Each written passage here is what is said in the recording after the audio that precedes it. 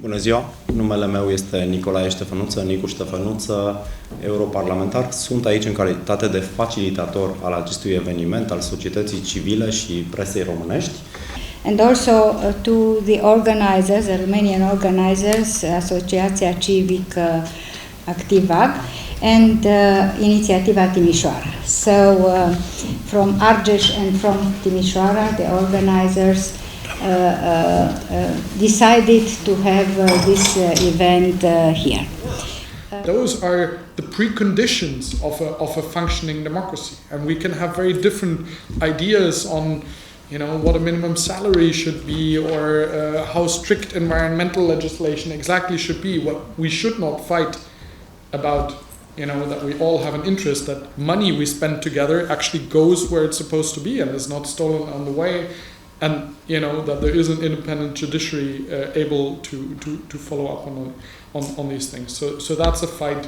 Obviously, we in the Parliament will continue, and that we hope that the European Commission in particular takes this more serious from here on out, and particularly also that the member states assume the role that they have on these questions, because whenever the rule of law, when the independence of judiciary becomes part of horse trading and deal making, then it can only lose, because you cannot compromise on the independence of justice. You cannot compromise in the fight against corruption. Otherwise, there is no fight against corruption.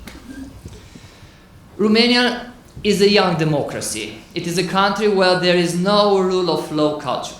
For a little while, we have been talking about European standards such as the separation of powers, independence of justice, non-discrimination, and freedom of expression. With every reform made, individuals want more freedom and the state wants more control.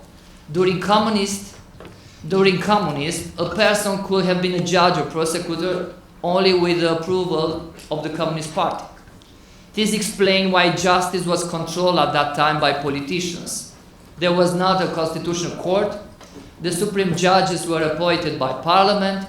The prosecutors were subordinated to Minister of Justice and were obliged to attend to meetings of local and party authorities. In fact, maybe in Bulgaria, with protests and people taking to the streets and fighting against the corruption, huge protests. And by the way, now Bulgaria is a mess. I don't know if you're following what is happening, but Borisov came back to power after all of the protests and after they finally were able to get a government with a different political reality. Now they're back into chaos, more or less. But I think it's a fight not only because of the direction that the political will took and the way the politicians understood that the reform of the justice system should happen, but also because the system itself is very divided. Maybe because part of the system as well understands rule of law differently. To push for this mechanism, to the conditionality, to hold back money. But in the end, what we want to achieve is not holding back money from Hungarians, where this mechanism is now in place. Or if Romania would develop in a different or in a very difficult direction, we don't want to hold back money from Romanians. We want to make sure that the rule of law is valid everywhere in Europe. And that's what we're trying to achieve.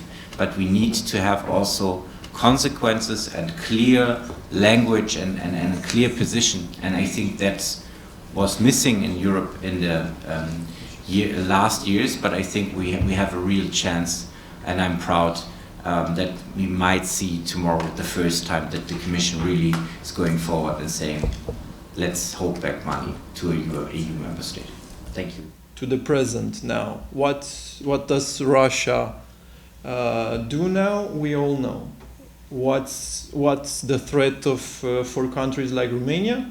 Well, if we remember correctly, it was 2019 or something like that. What was the biggest enemy of the state? Laura Codruța-Kövesi. She was the biggest enemy. She was the threat. She did everything bad.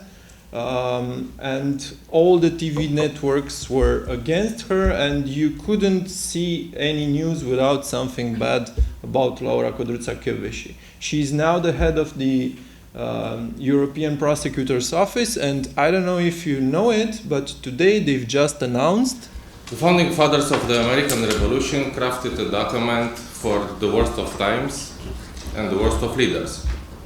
The founders wanted to create a system that did not depend on the good intentions or motivations of the rulers. If men were angels, no government would be necessary. So they created a system that contains a series of checks and balances to prevent the concentration and the abuse of power. But we know this is not the case with Romania. In Romania, the independence of the judicial system depends on who possesses the most important political position, who is the president, who is the prime minister, who is the minister of justice. In Romania, the majority of people support an independent judicial system. In the glory, because we just ignored it, right? We thought that, well, democracy is like there and everybody is, you know, on their way to like flourishing even further. We could not imagine that countries are backsliding. But this was the case, unfortunately, because we Europeans, we weren't there for these citizens. So our group, Renew Europe Group, and I have to say that Nicola, but also Ramona, have been amazing partners for fighting for a strong rule of law monitoring framework. So we have a strong rule of law oversight mechanism, a rule of law conditionality mechanism. We now have powers to put rule of law to the front of center of attention and to monitor what governments are doing, but also to be able to provide good examples and necessary oversights. Because for instance, when we are talking about the reform of justice, I'm used to living in a well-functioning democracy where the rule of law is vital and where the laws apply to all. In comparison, I perceive that in Romania, the implementation of the rule of law is still work in progress. That concerns me, and it should concern us all, because any dysfunctionality in the judiciary system or in the applied principles of the state of law in any country of the European Union has a direct impact on all the other member states. We live in troubled times, and I would like to conclude by saying that I hope that the common principles and values on which the European Union is based, freedom, democracy, equality, and the rule of law, do not turn into a utopia. And if that happens, the only ones to blame will be us, all of us. We'll be those children with dreams and feelings who have become adults with no future, somewhere on the periphery of Europe.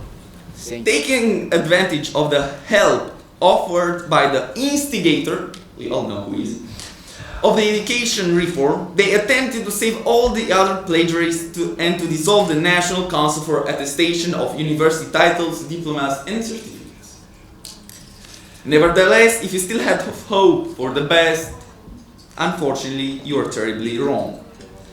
In this process of destruction, the youth helplessly witnessed how even our petitions were ignored and the abuse of power that was conducted against our free will and interest. Do not take investigative articles from Press Hub just because they fear, as Laura said before, they fear about local authorities. Sometimes it's fear, other times it's complicity. It's a kind of complicity with local authorities. They take money from local authorities and they are having very nice life in this kind of complicity. So if you are going to support independent media in Romania, I think you should look first at the editorial content. It's very easy to decide which media is independent and which not.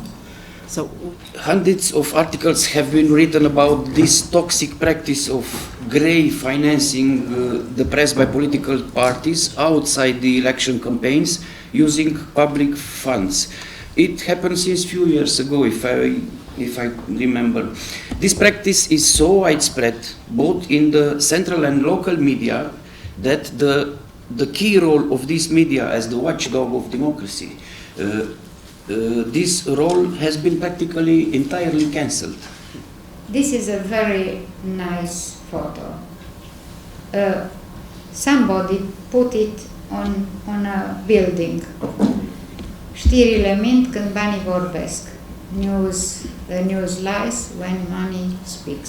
So this is my conclusion. Justice also failed to be done after the 10th of August 2018, when hundreds of thousands of peaceful citizens were gassed and beaten up by the Romanian gendarmerie simply for protesting against corrupt politicians who are trying to forward changes in the judicial systems, aiming to sabotage its efficiency.